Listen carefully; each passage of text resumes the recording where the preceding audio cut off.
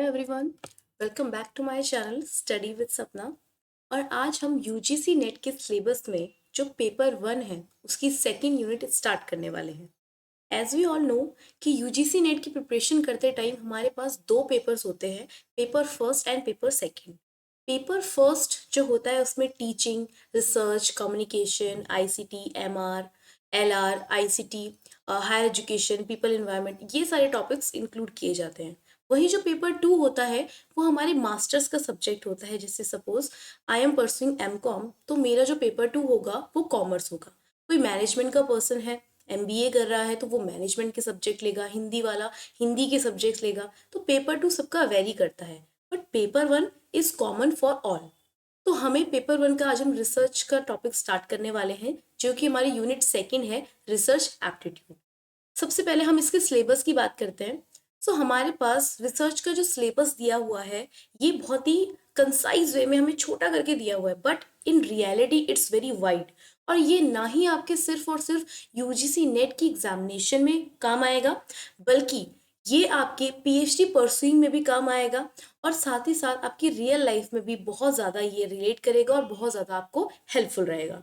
तो सिलेबस की बात करते हैं, तो यहाँ पर सबसे पहले जो सिलेबस स्टार्ट हुआ है, रिसर्च की मीनिंग, उसके टाइप्स, उसके कैरेक्टरिस्टिक्स की बात की गई है। जो पहला पोर्शन हमें दिया है, जो बेसिकली हम किसी भी टॉपिक को जब पढ़ते हैं तो उसके मीनिंग को समझते हैं, उसके कैरेक्टरिस्टिक्स को समझते हैं। उसी तरीके से आगे दिया है पॉजिटिविज्म एंड पोस्ट पॉजिटिविज्म, क्या होता है हम डिटेल में हर एक चीज को डिस्कस करेंगे। नेक्स्ट बता रखा है मेथड्स ऑफ रिसर्च, क्या क्या मेथड्स होते हैं, किस तरीके से रिसर्च कंडक्ट की जाती है। फिर उसके बाद क्या स्टेप्स होते हैं, क्या प्रोसीजर होता है, स्टेप 1 क्या होगा, स्टेप 2 क्या होगा, किस तरीके से हम अपनी रिसर्च को स्टार्ट करेंगे और देन उसे कंक्लूड करेंगे। फोर्थ हमारे पास जो टॉपिक आता है that is thesis and article writing, क्या क्या स्टाइल्स होते हैं थीसिस लिखने के, क्या फॉर्मेट्स होते हैं, रेफरेंसिंग किस तरीके से दी जाती है। उसके बाद हमें जो रिसर्च में आईसीटी का क्या रोल है, किस तरीके से हम ये दो यूनिट्स को आपस में कनेक्ट करते हैं। जो भी हमारे पास इंफॉर्मेशन कम्युनिकेशन टेक्नोलॉजी है उसको किस तरीके से आप रिसर्च में इंक्लूड करते हैं, ये हम सीखेंगे। और फाइनली हमारे पास लास्ट जो टॉपिक आता है दैट इज रिसर्च एथिक्स, कि हमें राइट और रॉन्ग के बारे में पता होना चाहिए, किस तरीके से हम रिसर्च को कंडक्ट कर रहे हैं, क्या वे है उसे कंडक्ट करने का, सही और गलत हमें समझना है। और ये सारी की सारी चीजें आपका रिसर्च एप्टीट्यूड का पार्ट बनती है। ये हमारे पास सिलेबस है। आज जो हमारे पास पार्ट 1 जो हम लेके आए हैं उसमें सिर्फ और सिर्फ मैं डिस्कस करने वाली हूँ मीनिंग, ऑब्जेक्टिव्स, कैरेक्टरिस्टिक्स, ये 3 टॉपिक्स मैं आज कवर करूंगी। वीडियो में भी हो सकता है थोड़ा शॉर्ट रहे, बट इनिशियल स्टेजेस में हम वीडियो को शॉर्ट रखेंगे और धीरे धीरे आपकी कैपेसिटी के अकॉर्डिंग हम इसको लेंदी करते जाएंगे। ओके, तो स्टार्ट करते हैं मीनिंग। रिसर्च, हमने ये हमेशा सुना है कि रिसर्च, सर्च का मतलब सबको पता है, किस चीज को हम फाइंड करने की कोशिश कर रहे हैं। उसके आगे हमने एक वर्ड लगा दिया री, मतलब we are doing it again and again. So simply research means something we are searching for something that we can do again and again. To search again and again is research. Simply knowledge, जब आप क्या करते हैं आपके mind में एक question आता है, say how small kids are like, कि उनके दिमाग में कोई छोटा क्वेश्चन आ रहा है, दे कीप आस्किंग यू, है ना, कि ये कैसे हुआ, now what is the reason behind this, and so many questions they put. तो वो जो क्वेश्चंस पूछ रहे हैं वो क्या कर रहे हैं, वो जानना चाहते हैं कि क्या रीजन है, ऐसा क्यों हो रहा है, बिकॉज अभी उन्हें कुछ नहीं पता। वैसे ही रिसर्च में हमारे पास ऑलरेडी चीजें हैं, हमें बस उन्हें खोजना है, उन्हें पहचानना है, उन्हें फाइंड करना है, they already exist. That's why हम उसके आगे वर्ड यूज करते हैं री। ओके, देखिए यहाँ पे कुछ डेफिनेशन दी है। A careful investigation or inquiry, especially through search for new facts in any branch of knowledge.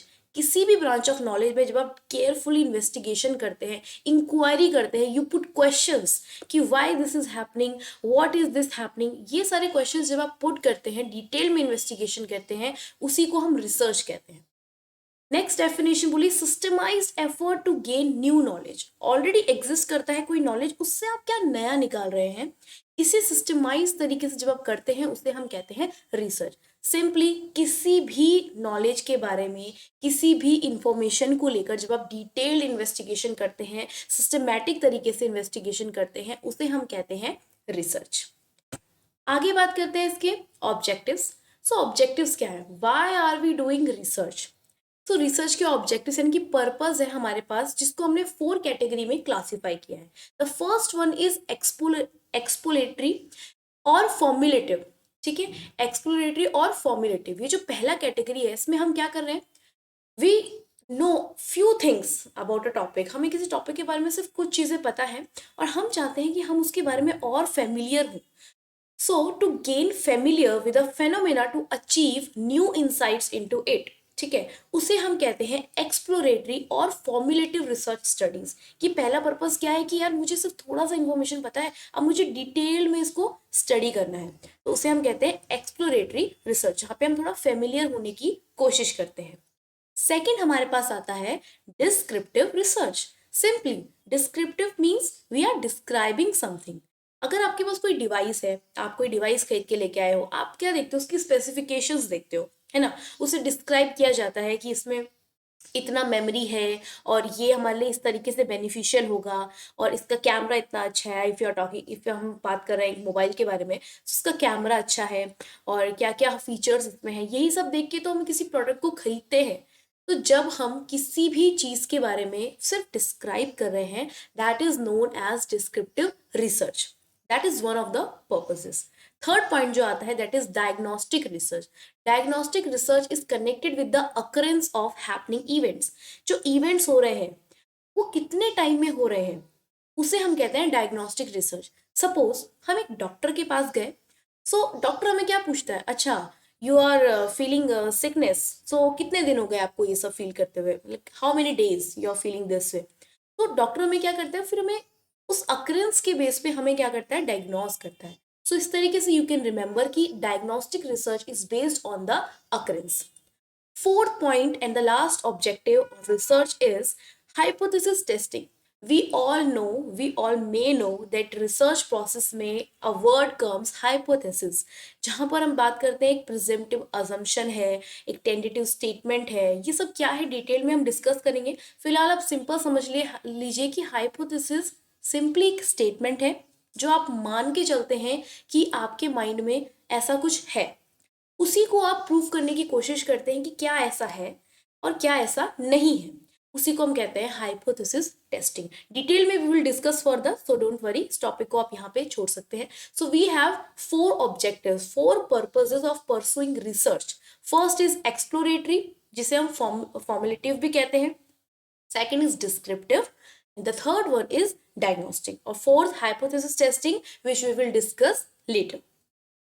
Next we will talk about characteristics. So as we all know, as a human being हमारे अंदर कुछ characteristics होते हैं। वैसे ही जब हम किसी topic के बारे में पढ़ते हैं तो उसकी भी कुछ characteristics होते हैं जो उस टॉपिक को अच्छे से डिफाइन करता है। यहाँ पर जो कैरेक्टरिस्टिक्स है हमारे पास वेरी इंपॉर्टेंट, यहाँ से PYQs कई बार पूछे गए हैं। एक लिस्ट आपको दी जाती है, दे आस्क कि which are the characteristics of research. अगर वो इस तरीके से नहीं तो स्टेटमेंट वाइज आपसे पूछ लेगा कि रिसर्च में ये पूरा स्टेटमेंट बना के देन दे विल आस्क कि which of the following statements are true और which of the following statements are false. तो कैरेक्टरिस्टिक्स से क्वेश्चंस काफी पुट किए जाते हैं, तो this is a very important topic. First of all characteristics में पहला पॉइंट है objectivity. Why are we doing a research? What is the objective behind this? We need to understand that why are we pursuing research? क्यों हमें research करनी है, but हमें एक चीज का ध्यान रखना है कि जो ऑब्जेक्टिविटी है वो विदाउट एनी बायसनेस होनी चाहिए, यानी कि हमें कोई भेदभाव नहीं करना है। इफ माई पर्पज इज कि मैं रिसर्च में वुमेन एम्पावरमेंट को लेके डिस्कस करना चाहती हूँ, उसको लेके रिलेटेड रिसर्च करना चाहती हूँ, तो मुझे बायसनेस नहीं शो करना। एज अ वुमेन मुझे कोई भी डेटा को मैनिपुलेट नहीं करना। हो सकता है एज अ वुमेन मैं चाहूँ कि मेरा डेटा मैच नहीं हो रहा, तो let's put something according to myself only. No no no, you should never ever ever do any biasness while pursuing a research. That's our first and main objective, that objectivity. Second one is reliability. How we say that this information is reliable or this information is trustworthy. Simply reliable means, if I make you simple this way, reliability means consistency. Reliability is when we are doing something, when we are pursuing research, we are making tests and we are doing experiments, make sure that it gives you the same result as you want, or it may gives you the result which is very consistent. जो result वो आपको दे रहा है वो consistent होना चाहिए। ऐसा नहीं आपने डिमांड और प्राइस एंड डिमांड पे आप कर रहे हैं रिसर्च, और कभी आपने देखा कि यार मैंने प्राइस जब डिक्रीज किया डिमांड बढ़ गई, और आपने ये चीज की, ये चीज पहले वाले एक्सपेरिमेंट में तो हुई, सेकेंड एक्सपेरिमेंट में कुछ उल्टा हो रहा है, थर्ड एक्सपेरिमेंट में कोई और वेरिएबल आ रहा है। तो ये सब चीजें आपको देखनी होंगी, और जब रिजल्ट कंसिस्टेंट होगा तभी हम उस रिसर्च को रिलायबल कहेंगे, यानी कि रिलायबिलिटी वहां पे आपकी सेटिस्फाई हो जाएगी। नेक्स्ट है वैलिडिटी। वैलिडिटी का मतलब है एक्यूरेसी। जो भी आप प्रोसीजर कर रहे हैं उसमें कितनी एक्यूरेसी है, कितनी परसेंटेज इंफॉर्मेशन जो आपको मिल रही है दैट इज एक्यूरेट, वो आपको एक्यूरेट इंफॉर्मेशन दे रहा है, वो आपका वैलिडिटी कहलाता है। Fourth point is credibility. हमें पता है हम जो इंफॉर्मेशन यूज करते हैं उसके लिए हमारे पास दो सोर्सेस है, primary sources and secondary sources. तो ये जो सोर्सेज है, यहाँ से जब आप डेटा कलेक्ट कर रहे हैं तो कितना क्रेडिबिलिटी है इस डेटा में, कितना ट्रस्टवर्दी ये डेटा है, ये पूरी प्रोसीजर में आपने इसको अपने माइंड में रखना है और क्रेडिबिलिटी का ध्यान रखना है। ठीक है। Next we have generalizability. अच्छा, सो जनरलाइजेबिलिटी का मतलब क्या, जहां पर आप किसी चीज को जनरलाइज कर रहे हैं, है ना। देखिए जब कोरोना आया, कोविड आया, तो उसके लिए वैक्सीन अब बन रही है, तो वो जो वैक्सीन है वो पूरे जनरलाइज कर दी गई है, मतलब it is applicable for each and every one. Ages के बीच में डिफरेंस करके हम नई नई वैक्सीन को बना रहे हैं, वो सबके लिए एप्लीकेबल है। तो जो आपकी रिसर्च होनी चाहिए वो ऐसी होनी चाहिए कि वो जनरलाइजेबल हो, यानी कि आप उसे पूरे ओवरऑल द वर्ल्ड आप उसे जनरलाइज कर सके। Means it should be applicable to each and every person and it should be applicable to a larger population. Next is empirical research. Empirical means something which is based on your real life experiences. So empirical research means something related to your experiences that can be direct or your observation. ठीक है। तो जब भी आप research करते हैं किसी के एक्सपीरियंस के बेस पे उसकी स्टडी करते हैं, सपोज आप कल्चर की स्टडी कर रहे हैं कि उनका कल्चर कैसा रहा है, तो उनके एक्सपीरियंसेस कैसे रहे उस कल्चर में, उसकी स्टडी कर रहे हैं, that is your empirical research. The third one is systematic. As we all know, जब भी हम कोई चीज करते हैं तो उसका एक सिंपल सा मतलब एक पूरा प्रोसीजर होता है, तो there should be a systematic way of doing a research. Next is controlled factors. Controlled factors का मतलब, देखो जब भी हम कोई रिसर्च करते हैं we have some factors, like if I'm pursuing research in demand and supply, or if I'm pursuing research in price and demand. So price and demand I have two variables. ठीक है। इसमें से हो सकता है कोई ऐसा वेरिएबल हो जिसको मैं स्टडी नहीं करना चाहती हूँ, still it is making some intervention, है ना। तो किस वेरिएबल को मुझे कंट्रोल रखना है, कौन सा इंडिपेंडेंट होगा, कौन सा डिपेंडेंट होगा, ये सारे फैक्टर्स को मैं माइंड में रखते हुए अपनी रिसर्च को परस्यू करना है। Don't worry, I will cover these topics in further videos, so you don't need to worry, हम इस टॉपिक को डिटेल में आगे कवर करेंगे। Next we have cyclical. यहाँ से बहुत बार पुराने जो क्वेश्चंस हैं, प्रीवियस ईयर क्वेश्चंस है, काफी बार क्वेश्चन यहाँ से आया है दैट रिसर्च के टॉपिक्स दिया है, रिसर्च का topic, and there are few characteristics, उसमें साइक्लिकल भी काफी बार देखा जाता है। तो research is cyclical, we all हमने पढ़ा है कि प्लान हम करते हैं पहले, ठीक है ना, उसी चीज़ को फिर हम उस अकॉर्डिंग परस्यू करते हैं। तो जब भी हम रिसर्च के बारे में बात करते हैं तो फर्स्ट ऑफ ऑल हमें एक प्रॉब्लम देखने को मिलती है और उसका सॉल्यूशन हम निकालने की कोशिश करते हैं। जैसे ही वो प्रॉब्लम खत्म हुई, एक नई प्रॉब्लम आई, फिर हम उसका नया सॉल्यूशन निकालने की कोशिश कर रहे हैं। So research is cyclical in nature, it starts with a problem and ends with a problem. Okay. Next we have logical. जो भी रिसर्च हम कर रहे हैं वो लॉजिकल होनी चाहिए, it should give some logical points, और it should be helpful for the society. अगर उस सोसाइटी के लिए हेल्पफुल नहीं है, लॉजिकल नहीं है, तो उसका कोई भी पर्पस नहीं है कि आप उस रिसर्च को परस्यू कर रहे हैं।